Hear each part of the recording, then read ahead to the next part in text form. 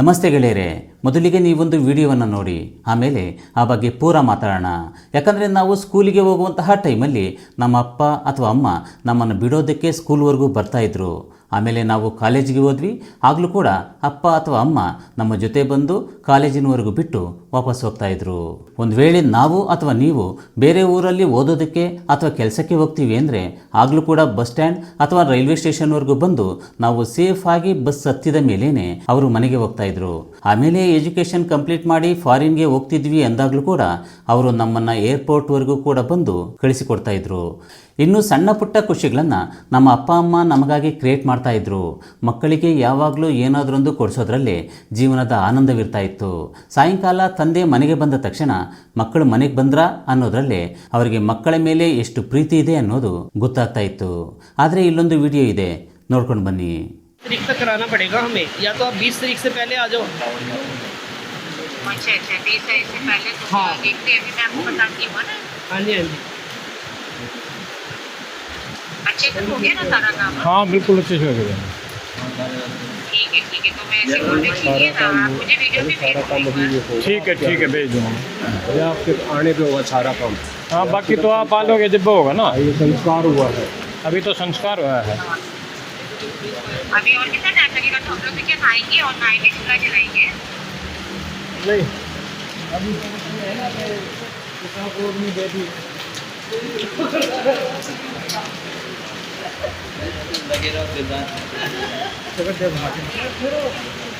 नहीं चल रही है।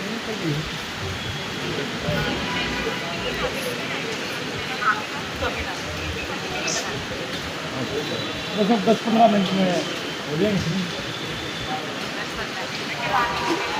हाँ हाँ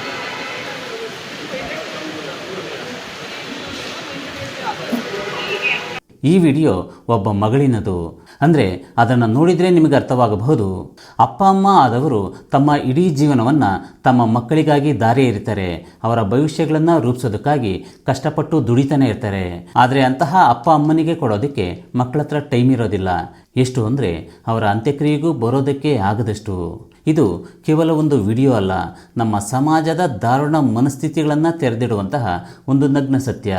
ಸೋನೆಪತ್ ನಗರದಿಂದ ಬಂದಿರುವಂತಹ ಈ ವಿಡಿಯೋದಲ್ಲಿ ಒಬ್ಬ ವಯಸ್ಸಾದ ತಂದೆ ಸತ್ತು ಹೋಗಿರ್ತಾರೆ. ಅವರ ಶವ ಸ್ಮಶಾನದಲ್ಲಿದೆ. ಚಿತೆಯನ್ನು ರೆಡಿ ಮಾಡಲಾಗಿರುತ್ತೆ. ಒಬ್ಬ ವ್ಯಕ್ತಿ ವಿಡಿಯೋ ಕಾಲ್ ಮಾಡಿರ್ತಾನೆ ಮತ್ತು ಆ ಕಡೆಯಿಂದ ಒಬ್ಬ ಮಹಿಳೆ ಮಾತಾಡ್ತಾ ಇರ್ತಾಳೆ. ಆ ವಿಡಿಯೋದ ಲೈವಲ್ಲಿ ಅಂತಿಮ ಸಂಸ್ಕಾರದ ಪ್ರಕ್ರಿಯೆ ನಡೀತಾ ಇರುತ್ತೆ. ಸೊ ಅಲ್ಲಿಂದ ಈ ಅನಾಥ ತಂದೆಯ 3 ಹೆಣ್ಣು ಮಕ್ಕಳ ಮನೆಗಳಿದ್ದಿದ್ದು 500ರಿಂದ 1000 ಕಿಲೋಮೀಟರ್ಗಳ ಡಿಸ್ಟೆನ್ಸಲ್ಲಿ. ಒಬ್ಬ ಮಗಳು ಸೋನಿಪತ್ನಿಂದ ದೂರದಲ್ಲಿ ಅಂದರೆ ಮುಂಬೈನಲ್ಲಿದ್ದಾಳೆ. ಮತ್ತೊಬ್ಬ ಮಗಳು UPಯ ಅಜಂಗಢದಲ್ಲಿದ್ದಾಳೆ. ಹಾಗೆಯೇ ಇನ್ನೊಬ್ಬ ಮಗಳು ನೇಪಾಳದ ಕಠ್ಮಂಡುನಲ್ಲಿದ್ದಾಳೆ. 3 ಹೆಣ್ಣು ಮಕ್ಕಳು ವಿತಿನ್ 24 ಅವರ್ಸಲ್ಲಿ ಸೋನಿಪತ್ಗೆ ಬರಬಹುದು. ಆದರೆ ಆ ಚಿತೆಯಲ್ಲಿ ಸತ್ತು ಮಲಗಿದ್ದಂತಹ ಆ ತಂದೆಗೆ ಯಾರು ಬೆಂಕಿ ಕೊಟ್ಟರು ಅಂತ ನೋಡಿದರೆ ಆ ವೃದ್ಧಾಶ್ರಮವನ್ನು ನಡೆಸ್ತಾ ಇದ್ದಂತಹ ಸಮಾಜ ಸೇವಕರು ಕಾರ್ಯವನ್ನು ಮಾಡಿ ಮುಗಿಸಿದ್ರು. ಆತ ಕಳೆದ 3 ವರ್ಷಗಳಿಂದಲೂ ಕೂಡ ಒಂದು ವೃದ್ಧಾಶ್ರಮದಲ್ಲಿದ್ದರು. ಈ ಕತೆ ರಾಮ್ ರತನ್ ಗುಪ್ತಾ ಅವರದ್ದು. ವಯಸ್ಸು 74. ಮುಂಬೈನಲ್ಲಿ ಇದ್ದಂತಹ ಒಬ್ಬ ಬಿಸ್ನೆಸ್ಮನ್. ಒಂದು ಕಾಲದಲ್ಲಿ ಆತನ ಬಟ್ಟೆ ಬಿಸ್ನೆಸ್ ತುಂಬ ಜೋರಾಗಿ ನಡೀತಾ ಇತ್ತು. ಮುಂಬೈನಲ್ಲಿ ಅತ್ಯದ್ಭುತವಾದಂತಹ ಒಂದು ಬಂಗಲೆ ಇತ್ತು. ಮನೆಯಲ್ಲಿದ್ದಂತಹ 3 ಹೆಣ್ಣು ಮಕ್ಕಳು ಲಕ್ಷ್ಮಿ ಕಳಿಯನ್ನು ತಂದಿದ್ರು. ಲೈಫು ಚೆನ್ನಾಗಿ ನಡೀತಾ ಇತ್ತು. ಆದರೆ ಈ ವಯಸ್ಸು ಅನ್ನೋದು ನೋಡುತ್ತಲೇ ಖಾಲಿಯಾಗ್ತಾ ಬರುತ್ತೆ. ಆತನ ಬಿಸ್ನೆಸ್ ಲಾಸ್ ಆಗ್ತಾ ಹೋಗುತ್ತೆ. ಆದರೆ ಅದಕ್ಕಿಂತಲೂ ಮೊದಲೇ ರಾಮ್ ರತನ್ ಗುಪ್ತಾ ತನ್ನ ಫ್ಯಾಮಿಲಿಯ ಎಲ್ಲ ಕರ್ತವ್ಯಗಳನ್ನು ಕೂಡ ಅಚ್ಚುಕಟ್ಟಾಗಿ ನಿಭಾಯಿಸಿರ್ತಾರೆ. 3 ಹೆಣ್ಣು ಮಕ್ಕಳನ್ನು ಒಳ್ಳೊಳ್ಳೆ ಸ್ಕೂಲಿಗೆ ಹಾಕಿದ್ರು, ಕಾಲೇಜುಗಳಿಗೆ ಕಳಿಸಿದ್ರು. ಅವರೆಲ್ಲರನ್ನು ಕೂಡ ಗ್ರಾಜ್ಯುಯೇಟ್ಸ್ ಮಾಡಿದರು. ಆನಂತರ 3 ಹೆಣ್ಮಕ್ಕಳಿಗೂ ಕೂಡ ಧೂಮ್ ಧಾಮ್ ಅಂತ ಮದುವೆಗಳನ್ನು ಕೂಡ ಮಾಡಿದರು. ಸೊ ಅಲ್ಲಿಯವರೆಗೂ ಕೂಡ ಎಲ್ಲವೂ ಚೆನ್ನಾಗಿತ್ತು. ಸೊ ಆಮೇಲೆ ಬಿಸ್ನೆಸ್ ಲಾಸ್ ಆಗೋದಕ್ಕೆ ಶುರು ಆಯಿತು. ಆ್ಯಂಡ್ ರಾಮ್ ರತನ್ ಗುಪ್ತಾ ಅವರ ಜಿಂದಗಿ ಕೂಡ ಬದಲಾಗಿ ಬಿಡ್ತು. ಸೊ ನಂತರ ಅವರು ಮುಂಬೈನಲ್ಲಿದ್ದಂತಹ ಮಗಳ ಮನೆಯಲ್ಲಿ ವಾಸ ಮಾಡ್ತಾ ಇದ್ರು. ಇನ್ನು 3 ಮಕ್ಕಳಲ್ಲಿ 2 ಟೀಚರ್ಸ್ ಆಗಿದ್ರು. ಆದರೆ ಎಲ್ಲಿ ಹೋದರೂ ಕೂಡ ದುಡ್ಡಿಲ್ಲ ಅಂದರೆ ಯಾರು ಕೂಡ ರೆಸ್ಪೆಕ್ಟ್ ಕೊಡೋದಿಲ್ಲ. ಮುಖ್ಯವಾಗಿ ಯಾವುದಕ್ಕೂ ಕೂಡ ಸ್ವಾತಂತ್ರ್ಯ ಇರೋದಿಲ್ಲ. ಹೀಗಾಗಿ ರಾಮ್ ರತನ್ ಗುಪ್ತಾ ತನ್ನ ಹೆಂಡತಿಯನ್ನು ಕರೆದುಕೊಂಡು ಮುಂಬೈನಿಂದ ದಿಲ್ಲಿಗೆ ಬರ್ತಾರೆ. ಕೈಯಲ್ಲಿ ದುಡ್ಡಿಲ್ಲ, ತಲೆ ಮೇಲೆ ಸೂರಿಲ್ಲ. ಹಾಗಾಗಿ ಕೆಲವು ಹಳೆಯ ಸ್ನೇಹಿತರ ಸಹಾಯವನ್ನು ಕೇಳ್ತಾರೆ. ಆದರೆ ಅವರು ಕೇವಲ ಸಲಹೆಗಳನ್ನು ಕೊಡ್ತಾರೆ. ನೀವು ಆರಾಮಾಗಿ ಸೋನಿಪತ್ಗೆ ಹೋಗ್ಬಿಡಿ, ಅಲ್ಲೊಂದು ವೃದ್ಧಾಶ್ರಮವಿದೆ, ಅಲ್ಲಿ ನಿಮ್ಮ ಜೊತೆಗೆ ಒಂದಷ್ಟು ಜೊತೆಗಾರರು ಸಿಗ್ತಾರೆ. ಸೊ ಮುಂದಿನ ದಿನಗಳನ್ನು ನೀವು ಅಲ್ಲಿ ಆರಾಮಾಗಿ ಕಳಿಬಹುದು ಅಂತಾರೆ. ಇನ್ನು 3 ವರ್ಷಗಳ ಹಿಂದೆ ಈ ವೃದ್ಧ ತಂದೆ ತಾಯಿ ಸೋನಿಪತ್ನ ಆಶ್ರಮಕ್ಕೆ ಹೋಗ್ತಾರೆ. ಅಲ್ಲೇ ಇರತೊಡಗ್ತಾರೆ. ರಾಮ್ ರತನ್ ಅವರ ಹೆಂಡತಿ ಗಂಡನ ಈ ಕಷ್ಟಗಳನ್ನು ನೋಡಿ ತುಂಬ ನೊಂದ್ಕೊಳ್ತಾರೆ. ಅವರಿಗೆ 3 ಹೆಣ್ಣು ಮಕ್ಕಳಿರ್ತಾರೆ. ಒಳ್ಳೆ ಸ್ಥಿತಿವಂತರು ಕೂಡ ಆಗಿರ್ತಾರೆ. ಆದರೆ ಅಪ್ಪ ಅಮ್ಮನ್ನ ನೋಡ್ಕೊಳ್ಳೋದಕ್ಕೆ ಮಾತ್ರ ಅವರಿಗೆ ಮನಸ್ಸು ಬರೋದಿಲ್ಲ. ಸೊ ಇದೇ ನೋವಲ್ಲಿ ರಾಮ್ ರತನ್ ಗುಪ್ತಾ ಅವರ ಪತ್ನಿ ಕಾಯಿಲೆ ಬೀಳ್ತಾರೆ. 1.5 ವರ್ಷದ ಹಿಂದೆ ಅವರು ತೀರಿ ಹೋಗ್ತಾರೆ. ಆದರೆ ಅದಕ್ಕಿಂತಲೂ ಮುಂಚೆ ಅಂದರೆ ತಾಯಿ ಹುಷಾರಿಲ್ಲದೆ ಇರುವಂತಹ ಸಂದರ್ಭದಲ್ಲಿ ಅವರು ತಮ್ಮ ಹೆಣ್ಮಕ್ಕಳಿಗೆ ಫೋನ್ ಮಾಡಿರ್ತಾರೆ. ಆ ಸಂದರ್ಭದಲ್ಲಿ 3 ಹೆಣ್ಣು ಮಕ್ಕಳು ಕೂಡ ತುಂಬ ನೊಂದ್ಕೊಳ್ತಾರೆ. ಅಮ್ಮನನ್ನು ಚೆನ್ನಾಗಿ ನೋಡ್ಕೊಳ್ಳಿ ಅಂತ ತಮ್ಮ ತಂದೆಗೆ ಹೇಳ್ತಾರೆ. ಆದರೆ ಯಾರು ಕೂಡ ಆಶ್ರಮದವರೆಗೂ ಬರೋದಿಲ್ಲ. ಬಿಕಾಸ್ ಅವರಿಗೆ ಟೈಮ್ ಇರೋದಿಲ್ಲ. ಆಮೇಲೆ ಅವರ ತಾಯಿ ಸತ್ತಾಗಲೂ ಕೂಡ ಆ 3 ಹೆಣ್ಣು ಮಕ್ಕಳು ಕೂಡ ಬರಲಿಲ್ಲ. ಕೊನೆಗೆ ರಾಮ್ ರತನ್ ಗುಪ್ತಾ ಅವರೇ ತಮ್ಮ ಪತ್ನಿಯ ಅಂತ್ಯಕ್ರಿಯೆಯನ್ನು ಸೋನಿಪತ್ನಲ್ಲಿ ಮಾಡಿ ಮುಗಿಸಿದ್ರು. ಇದಾದ ನಂತರ ರಾಮ್ ರತನ್ ಗುಪ್ತಾ ನಿಜವಾಗ್ಲೂ ಕೂಡ ಒಂಟಿಯಾಗಿ ಹೋಗ್ತಾರೆ. ಕಷ್ಟ ಸುಖಗಳಲ್ಲಿ ಜೊತೆಯಾಗಿದ್ದಂತಹ ಪತ್ನಿಯ ಸಾವು ಅವರನ್ನು ತುಂಬ ಕಾಡುತ್ತೆ. ಜೊತೆಗೆ ಅವರಿದ್ದಂತಹ ವೃದ್ಧಾಶ್ರಮ ಅವರಿಗೆ ವಿಪರೀತವಾದಂತಹ ವೇದನೆಯನ್ನು ಕೊಡ್ತಾ ಇತ್ತು. ಯಾಕಂದರೆ ಅಲ್ಲಿ ಯಾವ ಕಡೆ ನೋಡಿದ್ರೂ ಕೂಡ ಪತ್ನಿಯ ನೆನಪಾಗ್ತಾ ಇತ್ತು. ಆಕೆಯೊಂದಿಗೆ ಮಾತಾಡಿದ್ದು, ಓಡಾಡಿದ್ದು, ಜೊತೆಯಲ್ಲಿ ಊಟ ಮಾಡಿದಂತಹ ದೃಶ್ಯಗಳೇ ನೆನಪಿಗೆ ಬರ್ತಾ ಇದ್ವು. ಹಾಗಾಗಿ ರಾಮ್ ರತನ್ ಆ ವೃದ್ಧಾಶ್ರಮವನ್ನು ಬಿಟ್ಟು ಸೋನಿಪತ್ನಲ್ಲಿರುವಂತಹ ಇನ್ನೊಂದು ವೃದ್ಧಾಶ್ರಮವನ್ನು ಸೇರಿಕೊಳ್ತಾರೆ. ಅಲ್ಲಿ ಅವರ ಹತ್ರ ಒಂದು ಸಣ್ಣ ಮೊಬೈಲ್ ಇತ್ತು. ಹೆಣ್ಮಕ್ಳು ಆಗಾಗ ಕಾಲ್ ಮಾಡಿ ಆರೋಗ್ಯವನ್ನು ವಿಚಾರಿಸ್ತಾ ಇದ್ರು. ಇನ್ನು ಆ ವೃದ್ಧಾಶ್ರಮದಲ್ಲಿ ಹರಿಯಾಣದ ಒಬ್ಬ ಸರ್ಪಂಚ್ ಇದ್ದ. ಆತನ ಹತ್ರ ಬಹಳ ದುಡ್ಡಿತ್ತು. ಊರಿನಲ್ಲಿ ಆಗ್ತಾ ಇದ್ದಂತಹ ಎಲ್ಲ ವ್ಯಾಜ್ಯಗಳನ್ನ, ಜಗಳಗಳನ್ನ ಆರಾಮಾಗಿ ಬಗೆಹರಿಸ್ತಾ ಇದ್ದ. ಆದರೆ ಅಂತಹ ವ್ಯಕ್ತಿಯನ್ನು ಕೂಡ ವಯಸ್ಸಾಗ್ತಾ ಹೋದಂತೆ ಆತನ ಮಕ್ಕಳು ತ್ಯಜಿಸಿದ್ರು. ಈಗ ಆತನು ಕೂಡ ಸೋನಿಪತ್ನ ಆಶ್ರಮದಲ್ಲಿದ್ದ. ಇನ್ನು ರಾಮ್ ರತನ್ ಗುಪ್ತಾ ಅವರಿಗೆ 20 ದಿನಗಳ ಹಿಂದೆ ಅನಾರೋಗ್ಯ ಉಂಟಾಗಿತ್ತು. ಆಶ್ರಮದ ಸಂಚಾಲಕ್ 2 ಹೆಣ್ಣು ಮಕ್ಕಳಿಗೂ ಕೂಡ ಕಾಲ್ ಮಾಡ್ತಾರೆ.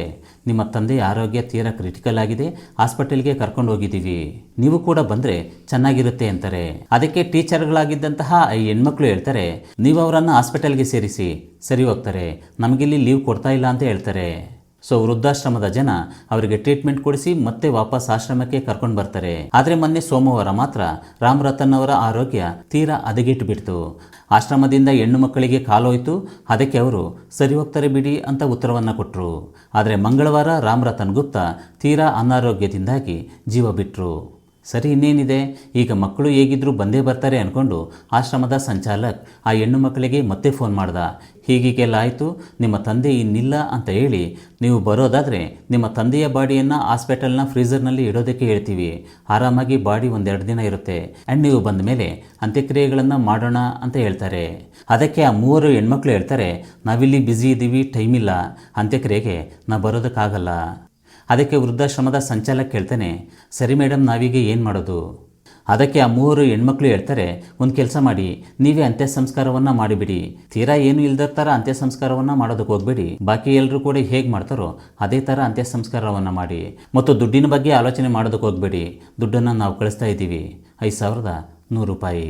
ಫೈನಲಿ 3 ಹೆಣ್ಣು ಮಕ್ಕಳು ಕೂಡ ಸೋನಿಪತ್ನ ಆಶ್ರಮಕ್ಕೆ 5100 ರೂಪಾಯಿಗಳನ್ನು ಕಳಿಸ್ತಾರೆ. ಇನ್ನು ನಾವು ಬರೋದಕ್ಕಾಗಲ್ಲ ಅಂತಲ್ಲ, ಆದರೆ ಟೈಮ್ ಇಲ್ಲ.